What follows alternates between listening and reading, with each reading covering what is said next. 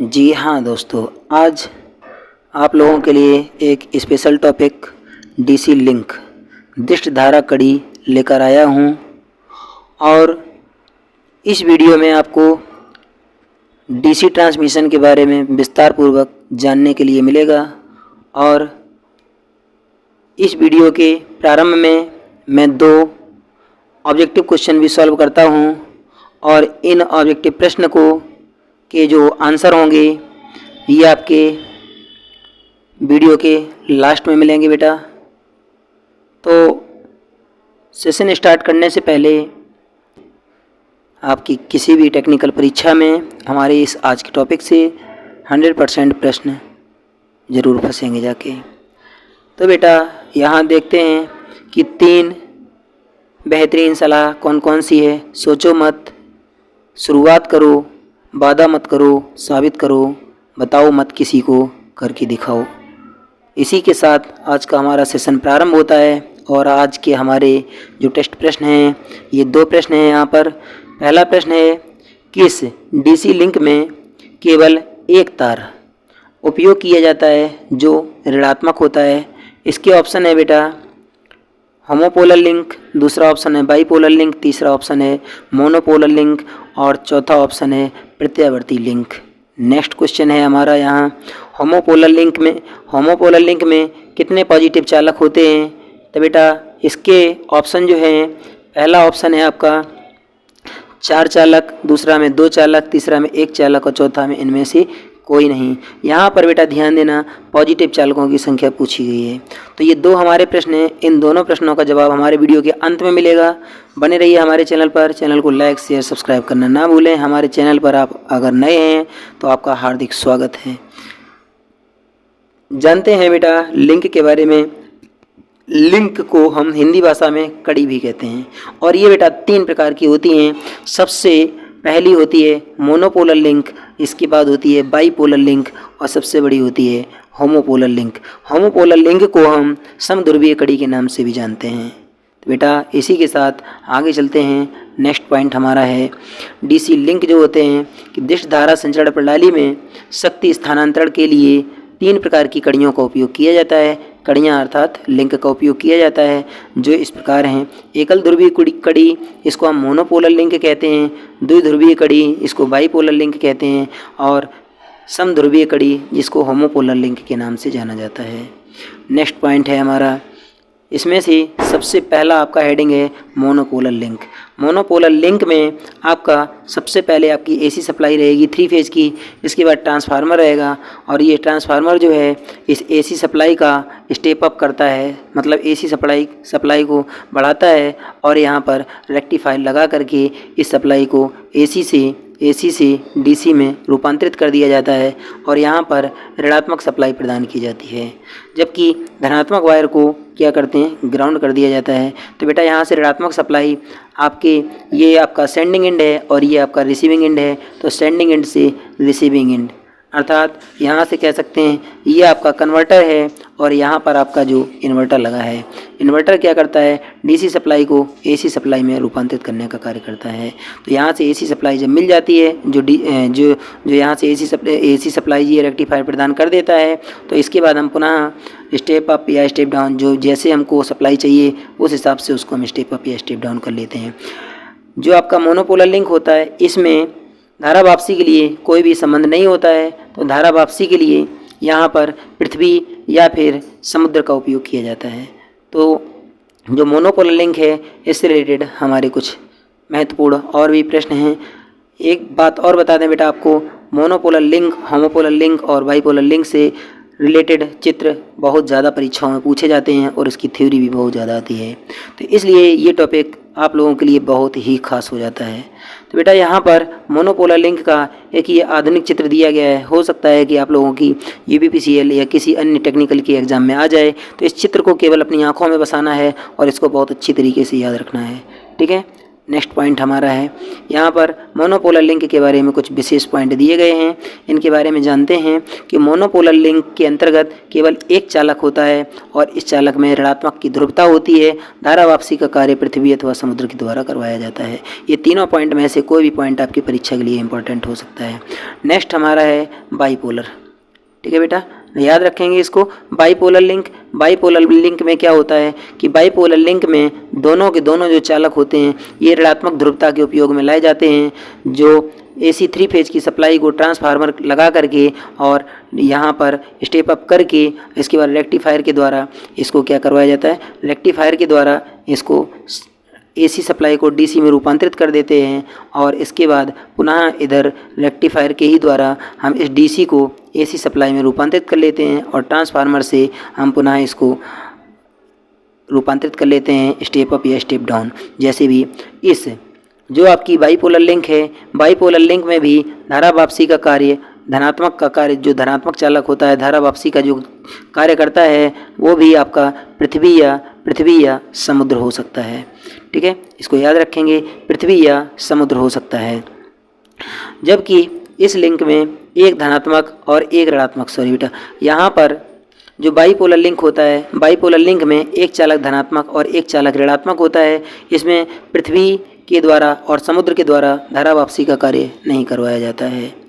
यहाँ पर जिस ओर से AC सप्लाई को DC में रूपांतरित किया जाता है वो होता है बेटा कन्वर्टर, और जब DC सप्लाई को AC सप्लाई में रूपांतरित करते हैं, AC का DC में रूपांतरित करेंगे तो कन्वर्टर स्थापित करते हैं, और जब DC सप्लाई का हम AC सप्लाई में रूपांतरित करेंगे तो यहाँ पर इन्वर्टर कहलाता है। तो ये वाला सेक्शन जो है ये कन्वर्टर है और ये वाला सेक्शन इन्वर्टर कहलाता है। बेटा एक बार फिर से याद रखना, इसमें एक माइनस और एक प्लस दोनों ध्रुवताएं होती हैं और इनमें धारा वापसी का कार्य एक चालक के द्वारा ही करवाया जाता है और इस लिंक को सबसे अच्छा लिंक भी माना जाता है। चलिए बेटा आगे चलते हैं।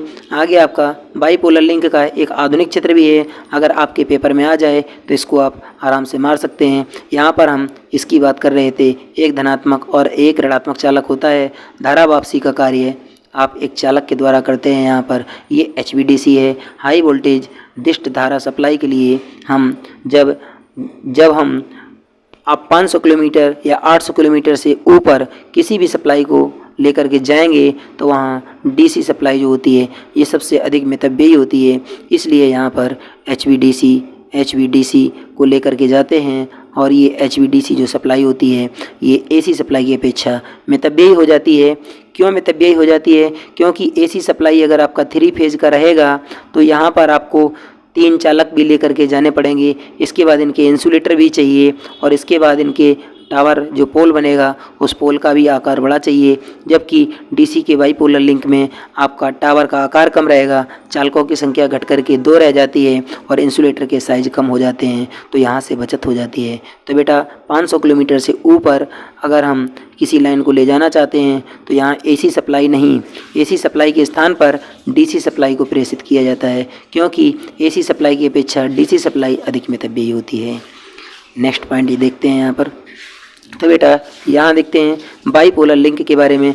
बाईपोलर लिंक के अंतर्गत 2 चालक होते हैं, इसकी एक धनात्मक व दूसरा ऋणात्मक ध्रुवता रखता है। तीसरा पॉइंट है एक्स्ट्रा हाई वोल्टेज लाइन में प्रत्येक चालक दोहरा चालक हो सकता है। दोहरा चालक का मतलब है इसमें बंडल्ड कंडक्टर हो सकते हैं। ये आपका एक लाइन हो गया और ये आपका दूसरा लाइन हो गया। इसमें से ये ध्रुवता आपकी ऋणात्मक हो सकती है और ये वाली धनात्मक हो सकती है। इस प्रकार से ये लाइन 2-2 चालक और 4-4 चालक भी चल सकते हैं। इन चालकों को जब संयुक्त रूप से उपयोग में लाया जाता है तो इसको बंडल्ड, ठीक है ना, बंडल्ड कंडक्टर के नाम से भी जाना जाता है। याद रखेंगे। नेक्स्ट पॉइंट हमारा है कि दिष्ट धारा पक्ष में प्रत्येक सिरे पर समान निर्धारण वाले श्रेणी संयोजित कन्वर्टरों के दोनों समुच्चय के बीच की संधि एक या दोनों सिरों पर भूयोजित की जाती है। एक बात आपको बता दें, जो हम लोग बाईपोलर देख रहे हैं तो बाईपोलर में दोनों समुच्चय की बात यहाँ पर की गई है। ये समुच्चय क्या है? एक आपका इस साइड का पूरा सिस्टम है और दूसरा आपका इस साइड का पूरा सिस्टम है। इसमें इसको और इसको दोनों को ग्राउंड कर दिया जाता है। ठीक है, यही बात वहाँ पर बताई गई है। यहाँ पर पॉइंट को देखते हैं। नेक्स्ट पॉइंट आपका दिया गया है दोनों ध्रुव समान धारा पर कार्य करते हैं। क्योंकि दोनों ध्रुवता समान धारा पर कार्य करेंगे, क्योंकि एक ही चालक धनात्मक और ऋणात्मक दोनों की पोजीशन में उपयोग में लाया जा रहा, यहाँ पर पृथ्वी के द्वारा इसका उपयोग नहीं किया जाता है। इसलिए इस स्थिति में भू धारा प्रवाहित नहीं होती है, क्योंकि इसको भू से संयोजित नहीं किया जाता है। ठीक है बेटा, अब जानते हैं तीसरा जो लिंक है आपका DC link, homopolar link. Homopolar link जो होती है इसको समध्रुवीय कड़ी के नाम से भी जानते हैं। इसमें दोनों के दोनों जो चालक होते हैं ये ऋणात्मक होते हैं और धनात्मक जो होता है वो धारा वापसी का कार्य हम किसके द्वारा, पृथ्वी के द्वारा करवाते हैं। तो इसमें भी बेटा यहाँ पर जो ये रेक्टिफायर लगे हैं, इस रेक्टिफायर को आप कन्वर्टर कहेंगे और इसका नाम इन्वर्टर होता है। ठीक है, ये एसी सप्लाई को पहले HVDC में रूपांतरित करेगा, इसके बाद इसको हम HVDC को रूपांतरित करके HVAC सप्लाई में रूपांतरित कर लेते हैं। ठीक है, चलिए नेक्स्ट आगे चलते हैं। होमोपोलर के विषय में कुछ तथ्य यहाँ पर दिए गए हैं। होमोपोलर लिंक के अंतर्गत 2 या 2 से अधिक चालक होते हैं या हो सकते हैं। इसके बाद सभी चालक समान ध्रुवता के रखे जाते हैं जो ऋणात्मक ध्रुवता के होते हैं। दोनों के दोनों चालक इसमें ऋणात्मक ध्रुवता के होते हैं, जबकि धनात्मक चालक का कार्य पृथ्वी के द्वारा करवाया जाता है। ठीक है, यहाँ पर पॉइंट को देख सकते हैं। इसके धारा वापसी जो इसकी वापसी चालक जो होते हैं ये पृथ्वी अथवा धात्विक चालक हो सकते हैं। यहाँ पर पृथ्वी और समुद्र के द्वारा इसका धारा वापसी का कार्य करवाया जाता है। तो बेटा नोट, यहाँ पर विशेष प्रश्न आपको यहाँ से मिलेंगे। हमारे होमोपोलर लिंक में ऋणात्मक ध्रुवता के कारण विद्युत रोधन की कीमत तथा कोरोना लॉस कम हो जाता है, क्योंकि ऋणात्मक चालक जब हम उपयोग में लाएंगे तो इस पर जो कोरोना लॉस होता है, कोरोना लॉस कम होता है, जबकि धनात्मक चालक पर कोरोना लॉस की अधिकता होती है। तो यहाँ पर जब ऋणात्मक चालक हम सेंड करेंगे तो यहाँ पर कोरोना लॉस की कमी हो जाएगी। बेटा यदि हमारे चैनल पर आप नए हैं तो चैनल को लाइक, शेयर, सब्सक्राइब करना ना भूलें। आप अपने दोस्तों में हमारा वीडियो अनिवार्य रूप से सेंड करें। बेटा आप लोगों से रिक्वेस्ट है हमारी, क्योंकि हमारा चैनल तो नया है परंतु हम आपको कंटेंट जितना बना करके दे रहे हैं इसी में से UPPCL का पूरा पेपर बन जाएगा। हमारे प्रत्येक वीडियो से आपको किसी भी परीक्षा को उठा करके आप देख लीजिए, जितने भी वीडियो हमारे रहेंगे प्रत्येक वीडियो में से आपको सभी प्रकार की टेक्निकल की परीक्षाओं में क्वेश्चन अनिवार्य रूप से मिलेंगे। बेटा हमारा नेक्स्ट क्वेश्चन है, दिष्ट धारा लिंक में बाइपोलर लिंक का प्रयोग सर्वाधिक होता है, क्योंकि इसमें दिष्ट धारा लिंक बिना भू वापसी के कार्य करती है। ठीक है, यहाँ पर किसकी बात किया जा रहा है जरा देखेंगे, बाइपोलर लिंक की बात किया जा रहा है। होमोपोलर लिंक में 2 चालक होते हैं, दोनों के दोनों ऋणात्मक होते हैं, जबकि जो बाइपोलर की जो लिंक है इसमें दोनों के दोनों एक धनात्मक और एक ऋणात्मक होता है। ठीक है, और जबकि होमोपोलर की जो लिंक होती है इसमें दोनों के दोनों ऋणात्मक होते हैं, जबकि यहाँ पर यदि मोनोपोलर की बात आती है तो वहाँ पर केवल एक चालक होता है और वो भी ऋणात्मक होता है। बेटा नेक्स्ट पॉइंट हमारा है, होमोपोलर लिंक का प्रयोग किसी भी पोलर लाइन के विकास का प्रथम चरण होता है। एक बार फिर से देखते हैं, होमोपोलर लिंक जो होती है इसका किसी भी पोलर की लाइन के लिए प्रथम चरण माना जाता है, जबकि कुछ समय बीतने के बाद लोड जब बढ़ता है तो लोड बढ़ने पर बाइपोलर लिंक द्वारा विद्युत शक्ति संचरण की क्षमता को दोगुना किया जा सकता है। सबसे पहले हम क्या करते हैं, होमोपोलर लिंक बनाते हैं जिस पर हम चलाते बाइपोलर हैं, बनाते होमोपोलर हैं, चलाते बाइपोलर हैं। जब बाइपोलर चलाएंगे और होमोपोलर की लाइन बनेगी, अगर इस पर किसी प्रकार से लोड बढ़ा तो हम क्या करते हैं, बाइपोलर के स्थान पर होमोपोलर का उपयोग कर लेते हैं, क्योंकि बाइपोलर की डिजाइन भी 2 चालकों से होती है और होमोपोलर की डिजाइन भी 2 ही चालकों से होती है। बाइपोलर में हम धनात्मक ऋणात्मक ध्रुवता लेते हैं, जबकि होमोपोलर में दोनों के दोनों ऋणात्मक हो जाते हैं। जब लोड बढ़ती है, लोड अधिक होने पर हम होमोपोलर चालक का उपयोग करते हैं। नेक्स्ट पॉइंट हमारा है, बेटा यहाँ पर देख लेंगे जो डीसी की लिंक होती है। ठीक है, यहाँ पर जो आपका ये चित्र दिया गया है ये आपका किसका है, पहचान सकते हैं आप लोग, बाइपोलर या होमोपोलर का। इस चित्र को आप स्वयं कन्फर्म कर सकते हैं। यहाँ पर वर्तमान में जो ये चित्र लगाया गया है ये बेटा होमोपोलर का जो आपका होमोपोलर लिंक है उसके लिए ये लाइन बनाई गई है और ये पेपर में पूछा जा चुका है। आगे देखते हैं कि विद्युत शक्ति प्रणाली परियोजन की अभिकल्पना दीर्घजीवी मतलब लंबे समय के लिए अभिकल्पित की जाती है और ये निम्न विचारों पर निर्भर करती है। इसमें जो विचार हैं वो क्या प्रकट किए गए हैं, तो बेटा देखेंगे शक्ति स्थानांतरण की मितव्ययिता मतलब जो शक्ति का स्थानांतरण करेंगे इसकी बचत होती है। शक्ति स्थानांतरण की तकनीकी निष्पादन टेक्निकल में जो बढ़ोतरी हो जाती है। इसके बाद शक्ति संचरण की विश्वसनीयता, डीसी से सप्लाई जब प्रेषित करते हैं तो विश्वास कुछ बढ़ जाता है। बेटा एक और हमारा इसी के साथ में टॉपिक जुड़ा हुआ है जिसको ब्रेक इवन डिस्टेंस के नाम से जानते हैं। ये होता क्या है, सबसे पहले इसके विषय में जानते हैं और फिर इसका विस्तार पूर्वक चर्चा करते हैं। यहाँ बेटा जो ब्रेक इवन डिस्टेंस होता है, इस ब्रेक इवन डिस्टेंस पर एसी और डीसी दोनों संचरण लाइनों के खर्चे परस्पर समान हो जाते हैं। याद रखना, नाम ब्रेक इवन डिस्टेंस पर एसी और डीसी दोनों की लाइनों के खर्चे समान हो जाते हैं, जबकि सिरोपरी संचरण लाइनों में ब्रेक इवन डिस्टेंस 500 किलोमीटर से 800 किलोमीटर के मध्य रखी जाती है। और यहीं पर अगर भूमिगत केबलों की बात की जाए तो ब्रेक इवन डिस्टेंस की जो दूरी होती है वो 40 किलोमीटर तक केबल ली जाती है। बेटा अभी हाल ही में यूपीपीसी विद्युत उत्पादन का जो परीक्षा हुआ है उसमें हमारा ये पॉइंट आया है। उसमें ये 500 के स्थान पर 600 लिखा था, 600 से 800 दिया गया था। ठीक है, याद रखेंगे। तो यहाँ पर एक बार पुनः इसको विस्तार पूर्वक फिर से जानते हैं।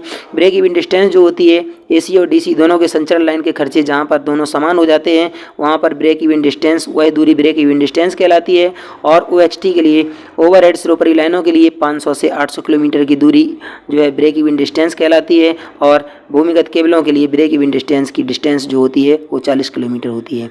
तो बेटा यहाँ पर ब्रेक इवन डिस्टेंस को समझने के लिए यहाँ पर एक चित्र बनाया गया है। इसमें देख सकते हैं कि ये जो पॉइंट आपको यहाँ पर जो ये बिंदु दिख रहा है, इस बिंदु पर यहाँ पर मैंने जो लिख रखा है इस बिंदु को हम ब्रेक इवन डिस्टेंस, ठीक है ना, इस बिंदु को ब्रेक इवन डिस्टेंस के नाम से जानते हैं। और यहाँ पर जो ये खर्चे जो ये कॉस्ट है ये आपकी ये डीसी की एसी की लाइन है और ये डीसी की लाइन है, इनके दोनों की यहाँ पर आपस में एक दूसरे को क्रॉस कर रहे हैं। तो इस स्थान पर इनकी दोनों की डिस्टेंस जो है ये आपकी केबलों के लिए भूमिगत केबलों के लिए और ये ओवरहेड के लिए 500 से 800 किलोमीटर। ये जो डिस्टेंस है इसको हम ब्रेक इवन डिस्टेंस के नाम से जानते हैं। अब आगे चलते हैं बेटा, इसमें देखते हैं कि जो ये एसी की लाइन है ब्रेक इवन डिस्टेंस से पहले अगर है यहाँ पर तो इसके खर्चे कम हैं। एसी के खर्चे ब्रेक इवन डिस्टेंस से पहले कम होते हैं, जबकि डीसी के खर्चे ब्रेक इवन डिस्टेंस से पहले अधिक होते हैं।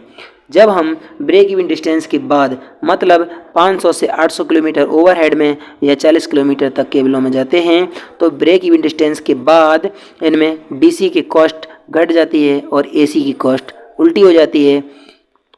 हम कह सकते हैं कि डीसी के खर्चे घट जाते हैं और एसी के खर्चे बढ़ जाते हैं। इसलिए डीसी अधिक लंबी दूरी के लिए ज़्यादा मितव्ययी साबित हो जाती है। तो बेटा याद रखना, ब्रेक इवन डिस्टेंस के बाद डीसी के खर्चे कम हो जाते हैं, जबकि ब्रेक इवन डिस्टेंस से पहले एसी सप्लाई लाइन के खर्चे कम होते हैं।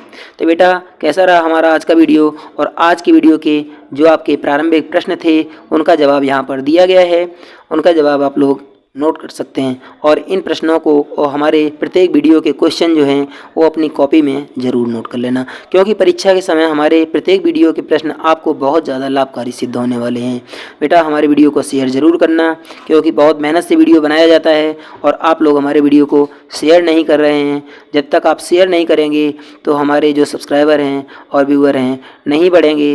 जब नहीं बढ़ेंगे तो हमारा मोटिवेशन डाउन हो जाएगा और हमारा वीडियो बनाने में मन नहीं लगेगा। तो बेटा आप लोगों से रिक्वेस्ट है कि हमारा जो वीडियो आप देखते हैं कम से कम उस पर कमेंट, लाइक और सब्सक्राइब करके इसके साथ साथ अपने मित्रों में शेयर ज़रूर कर दिया करें।